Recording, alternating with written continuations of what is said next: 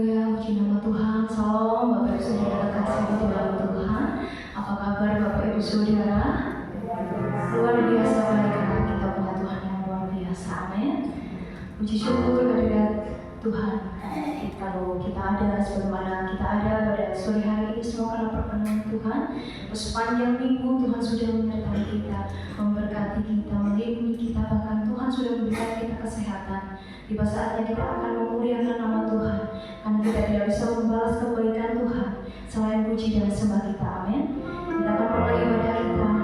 Mari kita ambil sikap hikmat, kita naikkan pujian syukur kita kepada Tuhan, karena kita percaya bahwa kita punya Tuhan yang jauh lebih besar dari setiap apapun di dunia. Haleluya, terima kasih Tuhan. Amin.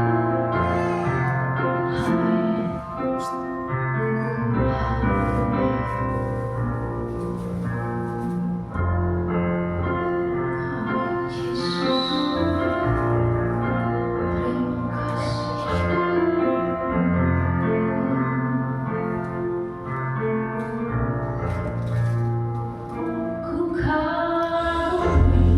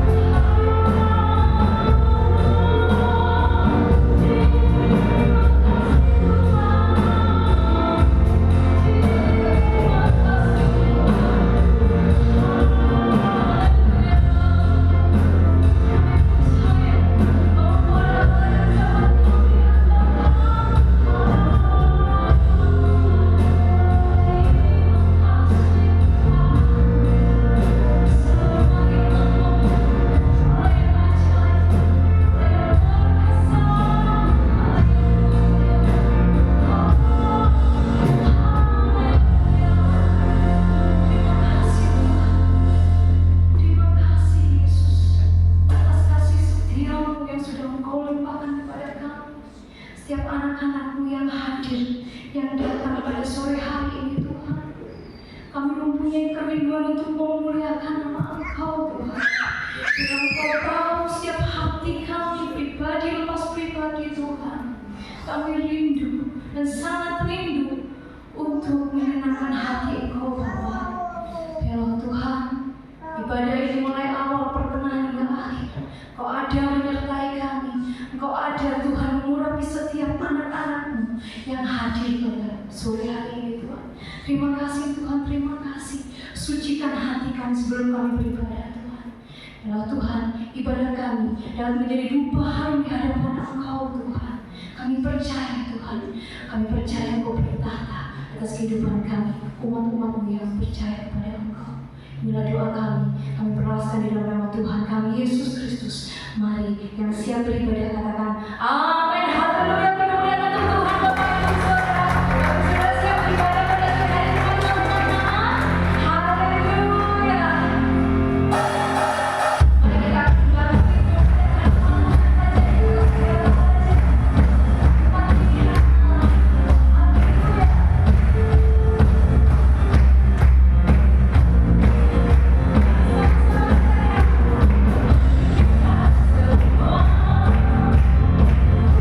Haleluya.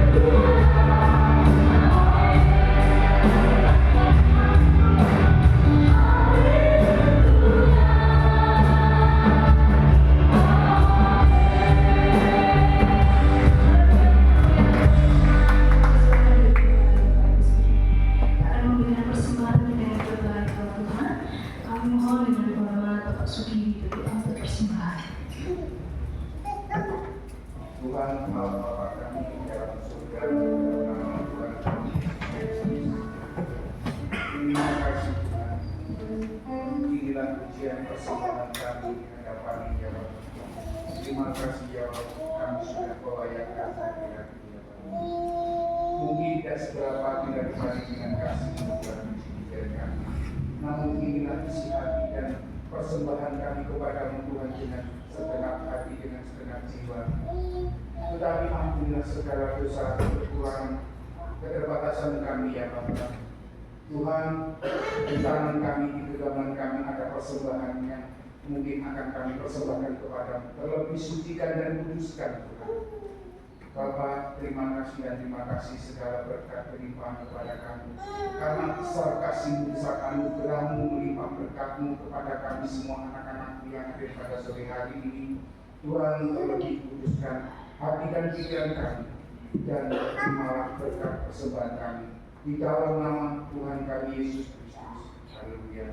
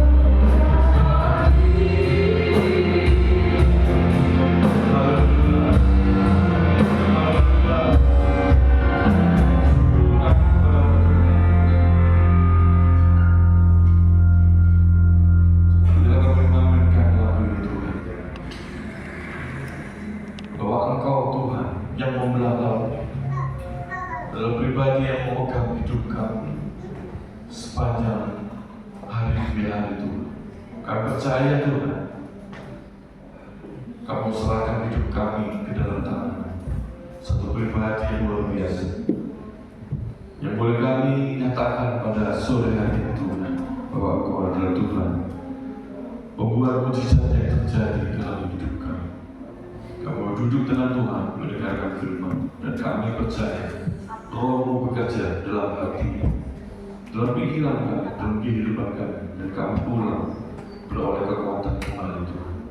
Dalam nama Tuhan Yesus Kristus, memberkati pujian-pujiannya seluruh pelayan yang ambil bagian pada sore hari ini. Terima kasih Tuhan Yesus, kami akan mendengarkan firman. Haleluya. Amin. Shalom, selamat sore Bapak Ibu. Saya kok merasa ada beberapa perubahan yang terjadi di tempat ini yang pasti positif,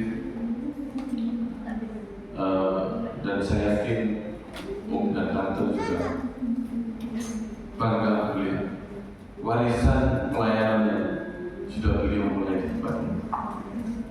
Itu menjadi satu kebanggaan bagi hamba-hamba ini. Ada jemaat yang hidup rukun berjemaat, ada jemaat yang hidup melayani bersama. Amin Bapak Ibu.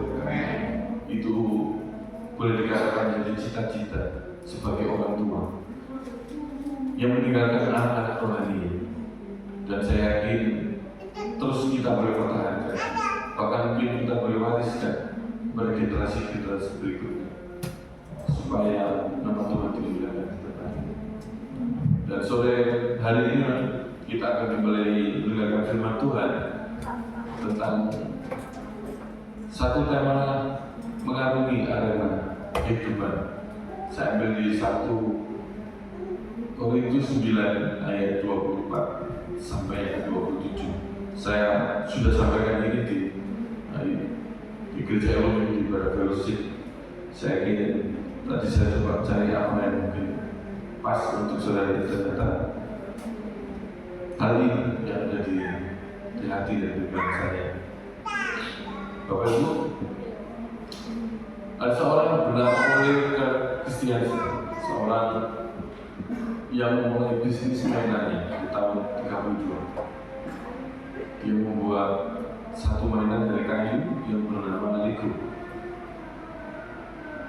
Kemudian di tahun berikutnya usahanya dilanjutkan oleh generasi berikutnya, tetapi kemudian karena kayu waktu itu mungkin agak sulit untuk didapatkan, di kemudian hari agak sulit untuk diteruskan, makanya kemudian mereka mengganti kayu menjadi seperti plastik gitu. Dan ini mainannya. Mungkin anak-anak kita sering memainkan ini, pernah memainkan ini. Kalau saya dulu kecil tuh ngarantinya apa ya, uncep-uncepan gitu. Karena itu kan diuncep-uncepkan gitu. Gampang gitu, uncep-uncepan gitu ya. Jadi ini saya menarik loh. Lego itu dari bahasa Denmark yang dari satu frasa Lego yang artinya bermain dengan baik. Jadi diharapkan Lego itu mereka bisa bermain dengan baik. Artinya itu harapan dari Sang Pencipta. Nah, hubungannya dengan saudara ini, pada waktu itu di 1 Korintus 9 itu Rasul Paulus sedang mengumpamakan kehidupan iman itu seperti seorang yang berada dalam gelanggang olahraga. Karena bisa jadi gelanggang olahraga yang pertama yang ada di dunia mungkin di zaman itu adalah di Yunani. Bahkan sampai hari ini tempat itu masih dipakai. Jadi rupanya Paulus mengamati ternyata ada ya seperti halnya stadion yang ada, kita tahu ada kegiatan di sana ya. Mungkin waktu itu ada mementaskan drama, sastra dan sebagainya. Kemudian ada orang yang berolahraga, berlari. Kemudian Paulus tiba-tiba teringat mengilustrasikan kehidupan iman kita itu seperti orang yang sedang berlari. Dan ini pasti dialami oleh semua orang. Mau tidak mau kita sebagai pengikut Tuhan pasti akan mengikuti pertandingan ini, karena ini diwajibkan bagi mereka. kita nggak bisa menolak. Nah saya ya ikut dulu lah pertandingan, nggak bisa. Semua akan ikut pertandingan iman. Dan bagi mereka pada waktu itu hal ini sangat nyambung gitu, mereka sangat mengerti tentang seorang yang sedang berlomba di dalam sebuah pertandingan. Saya yakin orang yang ikut pertandingan itu nggak salah-salah, betul. Nggak ada orang yang hari ini mungkin pertandingan, besok mungkin tiba-tiba bisa ikut pertandingan, pokoknya ikut. Saya ini nggak mungkin loh. Pasti sang peserta itu akan mempersiapkan begitu. Dan ini disinggung oleh Rasul Paulus di 1 Korintus 9 ayat yang ke-24 yang pertama kita baca, tidak tahukah kamu bahwa dalam gelanggang pertandingan semua orang peserta turut berlari, tetapi bahwa hanya ada satu orang yang mendapatkan hadiah. Karena itu larilah begitu rupa sehingga kamu memperoleh. Jadi ada 4 D sore hari ini. D yang pertama adalah desire. Desire ini kalau gampangnya itu kita bisa, mungkin ada berbagai macam kata yang bisa mewakili. Saya bisa mungkin seperti niat, niat. Jadi larilah dengan niat. Karena niat ini mendasari semuanya dalam kehidupan kita. Mungkin kita pernah dengar satu ungkapan, oh yowis, anjirnya kayak pertama gak niat. Pasti dia karena gak niat, pasti asal-asalan mengerjakan dengan tidak maksimal, dengan tidak persiapan. Karena dari awalnya gak niat. Tapi berbeda dengan orang yang melakukan dengan niat. Mungkin hampir gak ada kata tidak bisa. Setuju? Karena semua ini barang katon gitu, bisa dipelajari asal kita niat. Seperti halnya kita mungkin mau menanam sesuatu, kita nggak tahu sebelumnya, tapi karena kita niat, kita pasti bisa. Entah belajar, entah melihat di mana, asalkan niat. Tapi kalau sudah namanya dari awalnya nggak niat, you nggak bisa, you nggak mau, asal-asalan dan nggak ada hasil yang ingin dicapai, you bisa, you nggak niat. Jadi di bagian D yang pertama ini ada desire. Larilah dengan begitu rupa, larilah dengan mati-matian. Bukan larilah dengan santai atau larilah dengan sekedarnya atau kesel yowis gitu. Karena ibaratnya seperti orang yang sedang memperebutkan satu hadiah. Mungkin kalau hadiahnya banyak itu yowis lah gitu. Sebenarnya oleh hadiah hiburan gitu.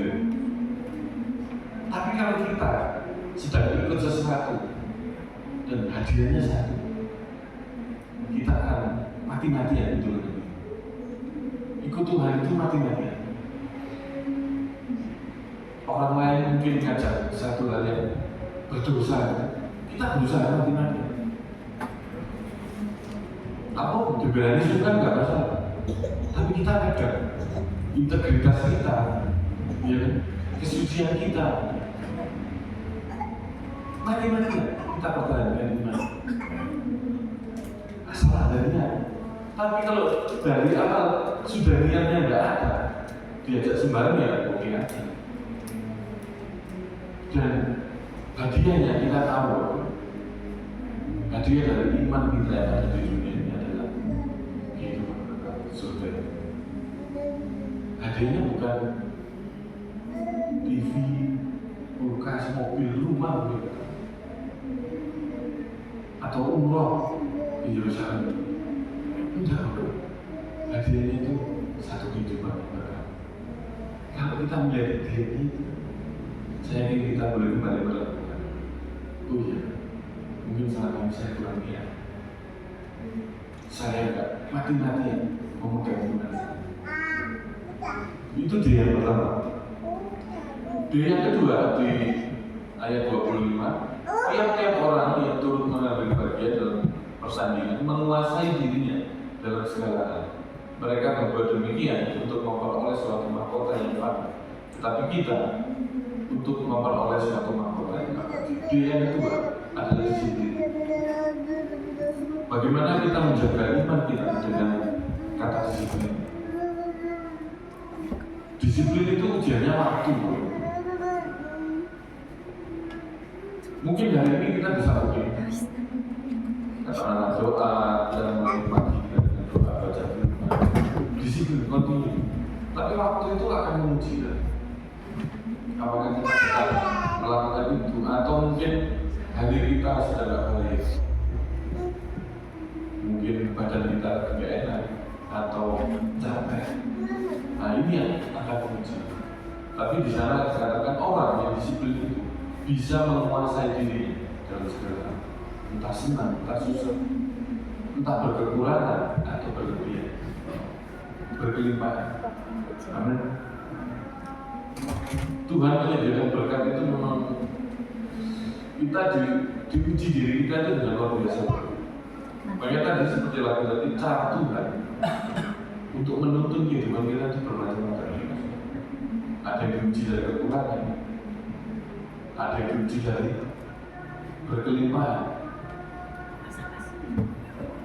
Apakah ketika kita berkekurangan kita meninggalkan Tuhan? Apakah kita saat kita berkelimpahan dengan berkat Tuhan kita mulai? Dan orang yang disiplin adalah orang yang bisa menguasai diri,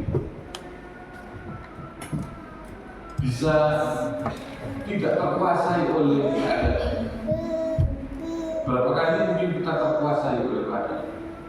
Oh ya, katanya mungkin zamannya mungkin Bapak Ibu mendengar bahwa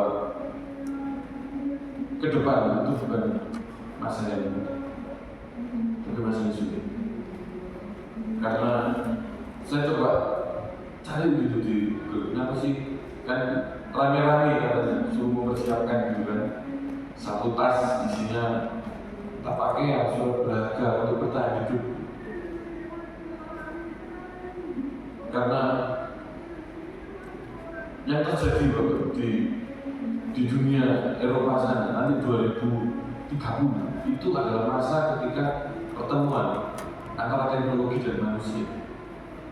Dan AI itu AI itu sudah banyak ada di dalam kehidupan yang mungkin saudara-saudara muda-muda yang sering scroll YouTube, Instagram. Ada banyak hal yang bisa dibuat dari AI. Kita coba cari desain. Dia kan cuma tanya apa yang bisa saya lakukan. Tolong buatkan desain dengan tema coklat, modelnya seperti ini dan sebagainya. Sekali tekan dia akan membuat dalam hitungan detik.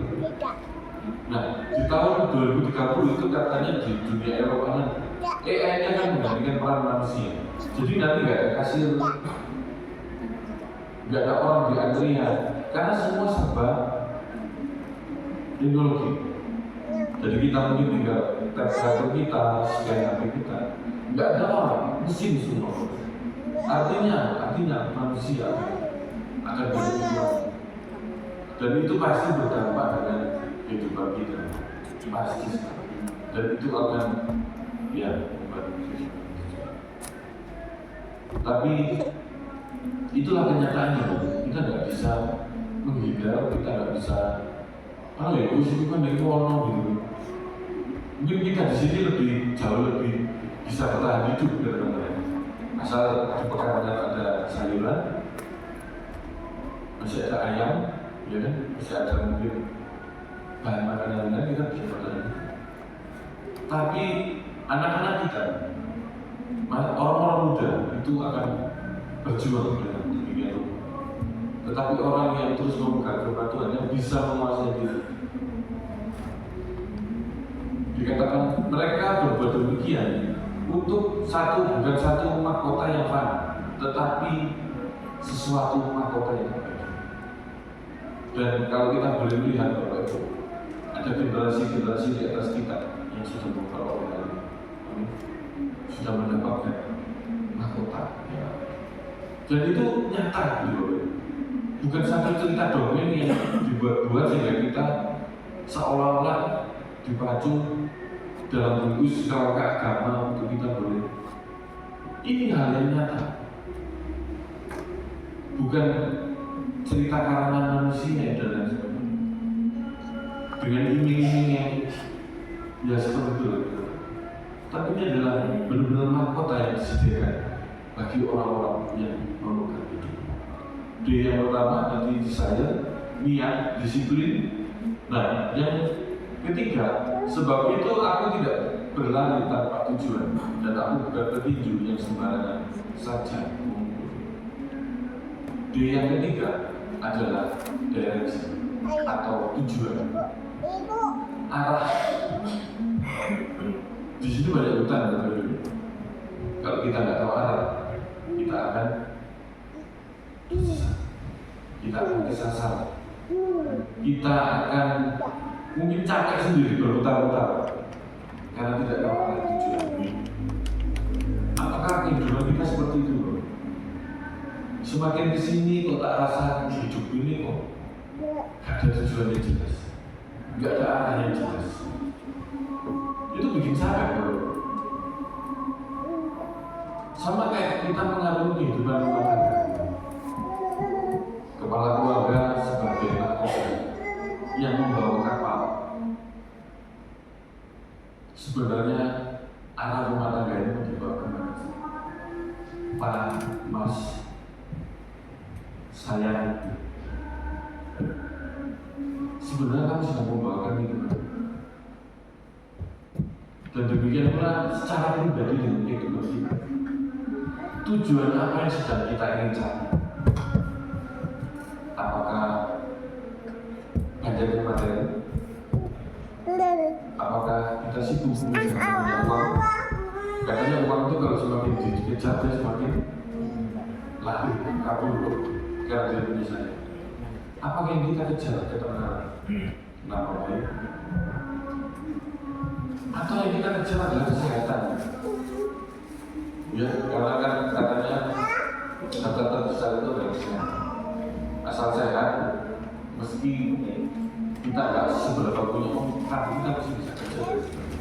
Apakah tujuan-tujuan itu yang kita kejar? Kalau kita mengejar dari itu semua yang ada di dunia, itu nanti akan selesai ketika kita meninggal. Amin. Saat kita berada di peti, kita tidak bisa apa. Kita tinggal bersama. Apa yang kita kejar selama ini mati-mati. Tinggal, yang mati-mati tidak tahu siapa gitu. Ya orang lain, keluarga kita itu mau diapakan tidak tahu. Tidak ada salahnya kita mempersiapkan. Tapi tujuan itu yang akan selalu membawa kita ke arah yang dan tujuan mendasar manusia.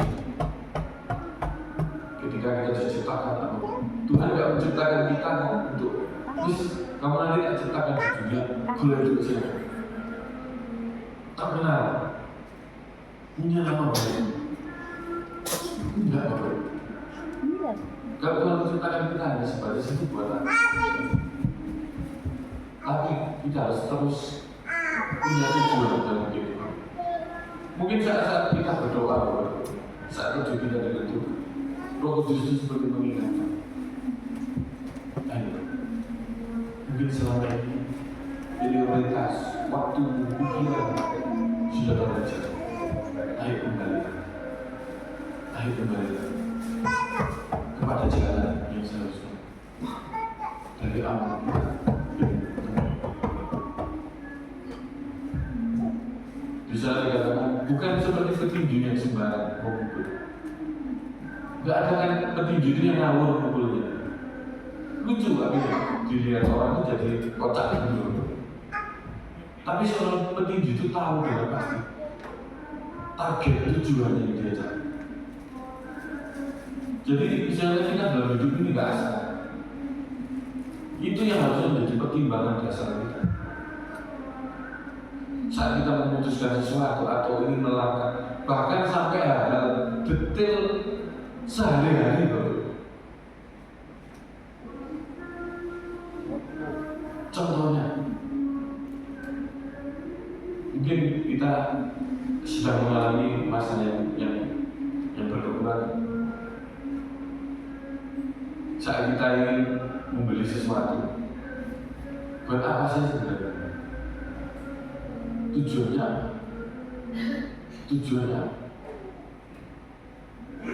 kita bisa kembali melakukan. Ada begitu banyak hal yang akhirnya mengabaikan tujuan. Kita nggak jadi lagi fokus dengan hal itu. Kita akhirnya, karena orang nggak tahu tujuan ini, terus terang akan lelah. Dia akan lelah mengejar. Sebenarnya apa sih cinta kejar tujuan? Saya pernah mengalami hal itu ketika usia sekitar 20 atau 25. Karena mungkin dia itu masa-masa orang muda itu tidak tahu sebenarnya hidup ini seperti apa.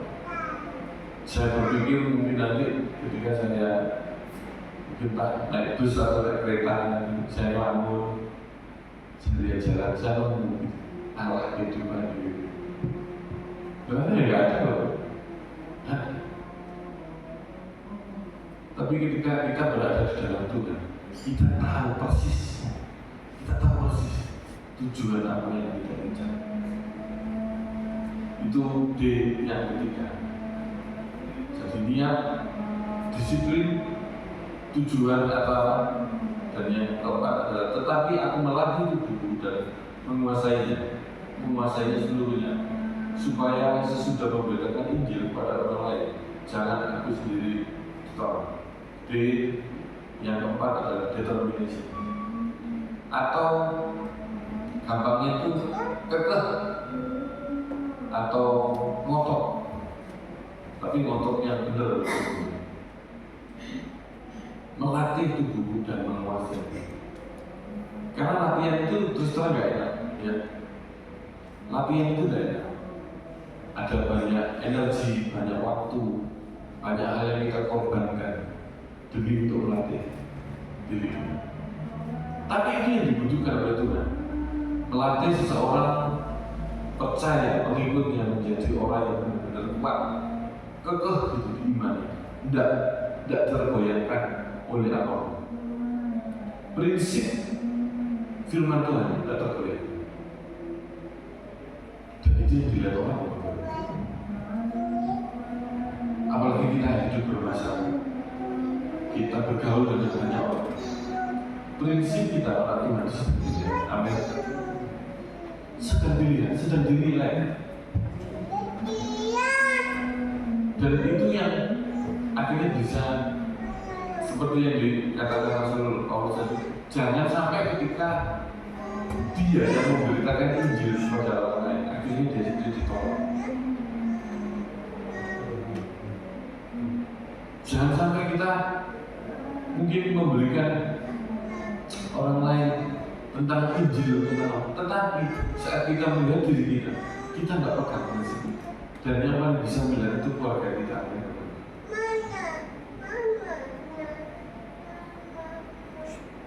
Kau cari ngomong sapa, gitu kan? Ternyata itu dilihat mungkin ya anak-anak kita itu bagian suami kita, istri kita. Melihat lu kok beda? Itu posisinya nggak enak loh. Betul? Sedikit semua orang yang mengalami. Kalau sudah sampai di titik itu tidak enak. Apalagi mungkin yang sudah pelayanan itu bukan sendiri. Terus pelayanan itu tuh titiknya nggak enak. Tapi tidak apa-apa. Itu kita harus juga bisa mengoreksi. Mungkin saya selama ini nggak melatih diri kita, nggak memegang prinsip itu. Sehingga jangan sampai ketika kita melakukan satu hal yang baik, tapi kita nanti ditolak. Jangan sampai. Nah, ada 4D tadi, niat, kemudian disiplin, tujuan atau dan determinasi. Itu 4 hal yang diberikan Rasul Paulus supaya kita bisa menang dalam pertandingan. Nah, berikutnya finishing well, bukan fishing well. Siapa yang suka fishing, mancing itu finishing well itu mengakhiri sesuatu dengan baik. Ada yang bilang mungkin saat kita start awal mengikuti Tuhan itu nggak cukup baik, bisa gitu. Tapi ada akhir yang kita bisa usahakan untuk kita bisa mengakhiri hidup kita. Saya yakin semua ingin mengakhiri hidup kita dengan baik, amin. Nggak ada yang mau mengakhiri hidupnya dengan tidak baik. Semua ingin mengakhiri. Di Ibrani 12 ayat 1, karena itu kita mempunyai banyak saksi bagikan awan yang mengelilingi. Marilah kita menanggalkan semua beban dan dosa yang begitu merintangi kita dan berlomba dengan tekun dalam perlombaan yang diwajibkan untuk kita.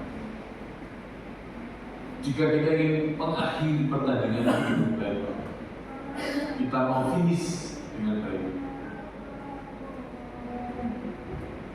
Nggak untung gitu ya. Nggak untung di tengah jalan. Karena kalau untung itu enak Bapak Ibu. Kita sudah sampai capek merintis kehidupan kita dari awal, tapi kita nggak selesai. Itu sangat disayangkan sekali. Tapi kalau kita mau mengakhiri dengan baik, tanggalkan semua beban dan dosa. Beban apa yang selama ini Bapak Ibu? Keluarga, apa yang menjadi pikiran terbesar dari Bapak yang masih membaca? Saya kemarin di Elumi itu Bapak, setelah Ibu Daniel tidak ada itu katanya orang kami terus mengalami masa duka. Jadi beberapa minggu itu ada hampir 7 jutaan yang dipanggil. Tiap minggu itu ada ibadah mingguan. Terus saya itu ibadah ya kisahnya kan macam-macam ya. Kalau itu yang dibagi kepada saya kan iya, orang itu nggak pernah tahu apa yang saja. Kita semua bisa dipanggil entah muda entah tua. Terus saya membayangkan kalau saya mungkin yang dipanggil itu duluan. Ya apa ya, anak kecil, anak masih kecil. Ya apa orang tua? Siapa yang menjaga? Siapa yang membantu mereka?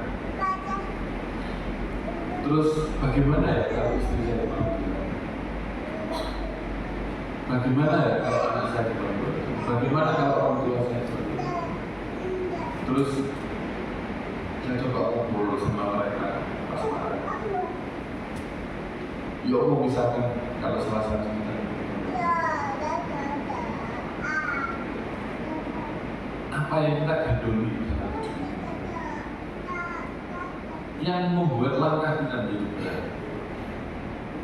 Saya bilang pojok gandoli aku. Nah gandoli aku apa? Saya juga nggak gandoli mereka. Karena nggak tahu, apapun bisa terjadi. Salah satu suami dari pekerja kita di Manado itu sakitnya awalnya sepele. Jadi punya anak 2 yang masih kecil-kecil semua, 5 tahun sama mungkin baru 2 tahun, yang 2 tahun itu mengalami sindrom hidrosefalus itu di kepalanya lebih besar. Nah, satu waktu suaminya ini masih muda sekali Bapak. Suaminya masih 28, istrinya 25. Tiba-tiba sakit bisul. Mungkin ada di era belakang. Dioperasi, pulang rumah 3 hari itu kok demam terus. Wah mungkin dia nggak sampai lo berpikir sejauh itu. Mungkin demam lah gitu kan. Kasih paracetamol selesai. Kasih obat nyeri selesai. Tapi ternyata itu mungkin operasinya nggak bersih atau gimana, bakteri virusnya itu ternyata udah sampai ke otak. Jadi dalam waktu 3 hari, hari yang keempat langsung meninggal. Dari hal yang seperti ini, kita nggak tahu apa yang akan terjadi dalam itu.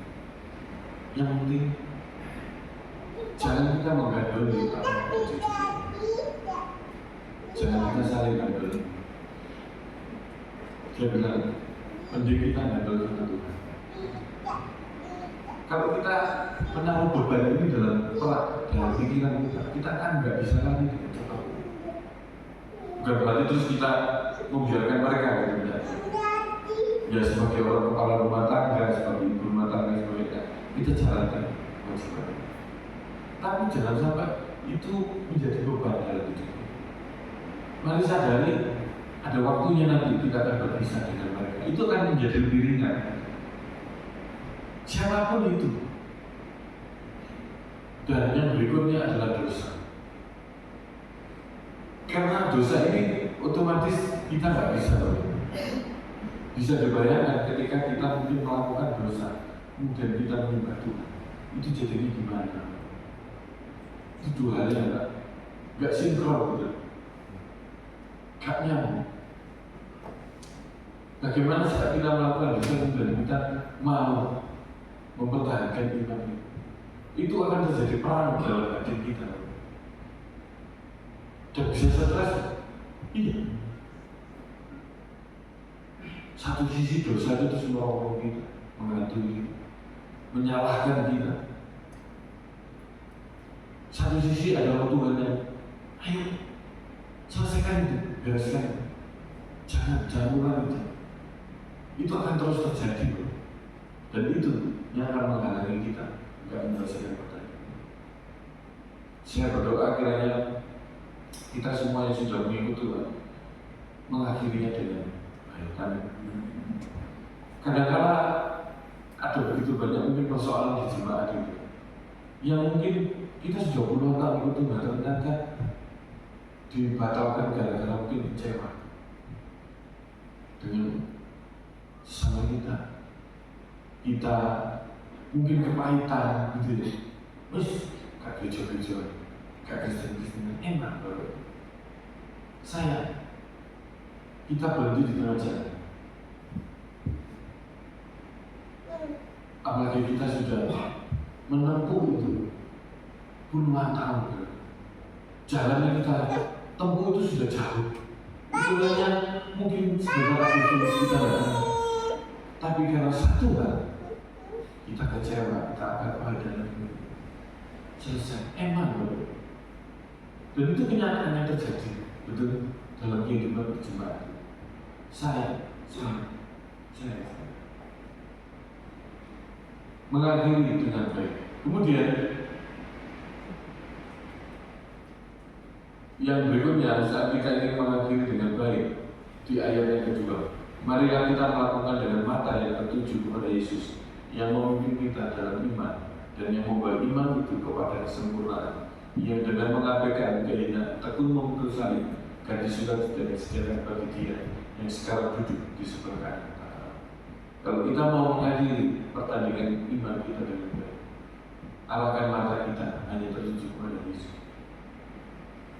Kalau kita mengalihkan pandangan kita kepada manusia, akibat benar banyak kecewaan. Karena yang kita lihat itu manusia juga bukan pribadi yang sempurna, yang mungkin kita bisa harapkan. Mereka juga sedang berjuang. Mungkin ada satu figur, bisa jadi kepala rumah tangga, yang kita pandang kok seperti ini. Kalau kita melihat itu, kita gugur. Tapi saat kita melihat Yesus, satu pribadi yang sudah melakukan itu terlebih dahulu, pandang kepada Yesus. Jangan pandang kepada manusia. Jangan pandang kepada kami, karena kami juga manusia. Kadang saya sering sampaikan bahwa kita itu sebenarnya sama, mau hamba Tuhan, coba itu sama. Mungkin kami lebih fokus di situ, full time gitu ya. Bapak Ibu sebagai jemaat yang bekerja di sana itu juga ya satu pribadi yang sedang berjuang gitu. Ini jangan pandang anak-anak kita, jangan pandang mereka juga sedang berjuang. Mereka bukan pribadi yang sempurna.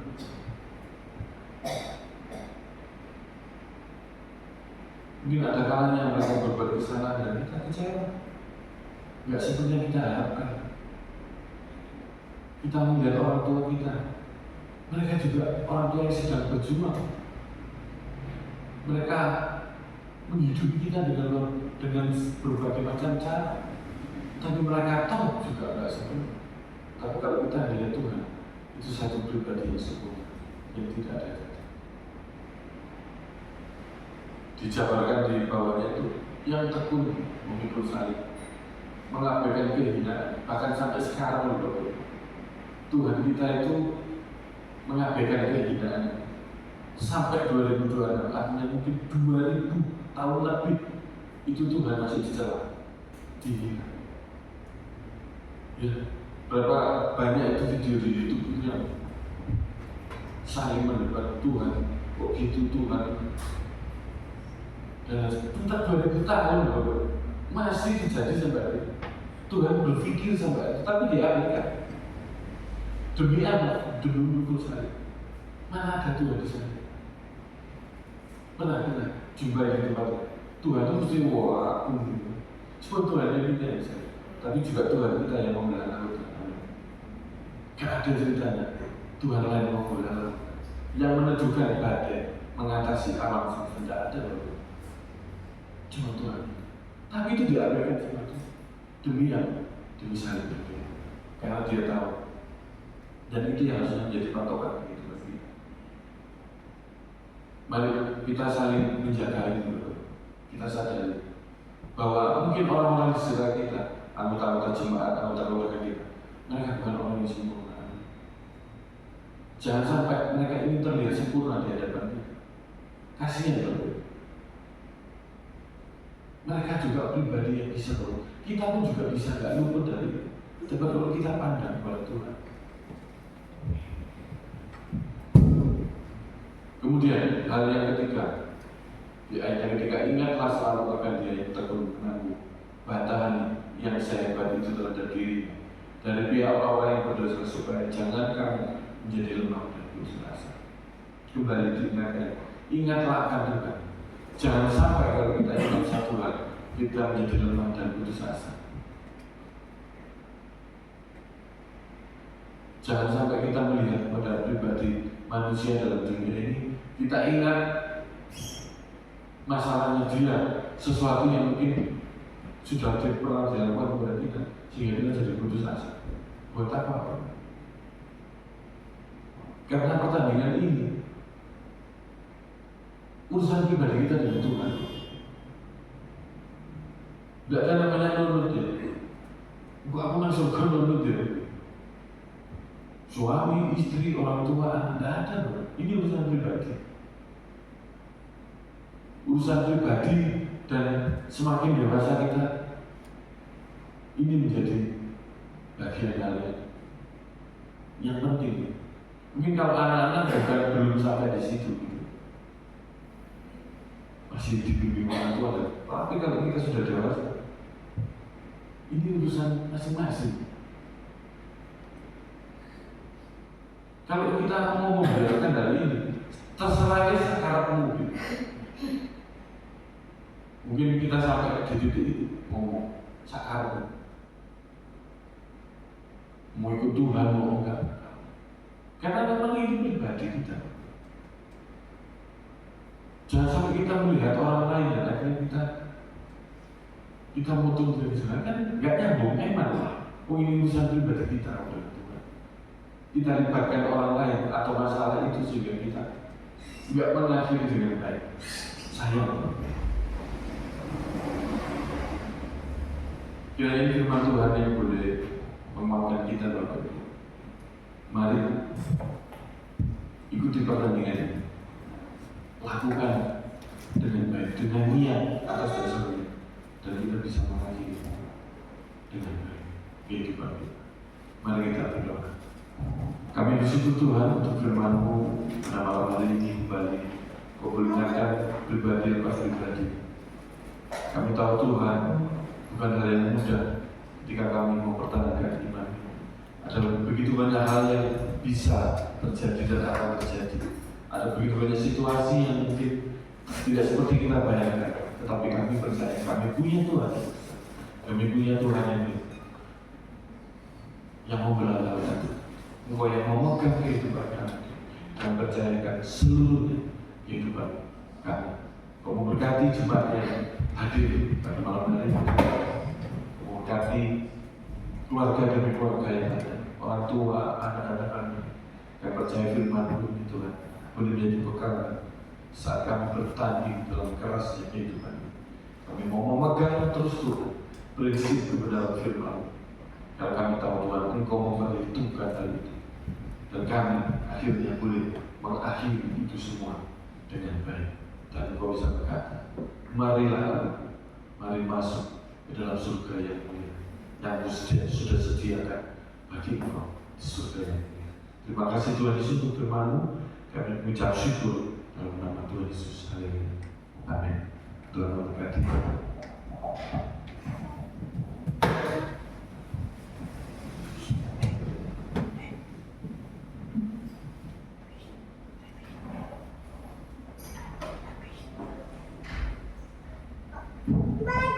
Kami akan mengucapkan terima kasih berkepanjangan bahwa firman Tuhan memberkati luar biasa. Pengumuman seperti biasa hari Minggu sekolah Minggu jam 3 dan pistol rumah tangga.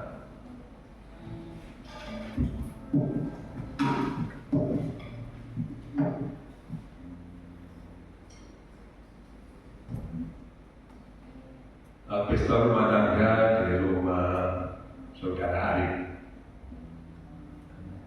Tapi anaknya tidak hadir.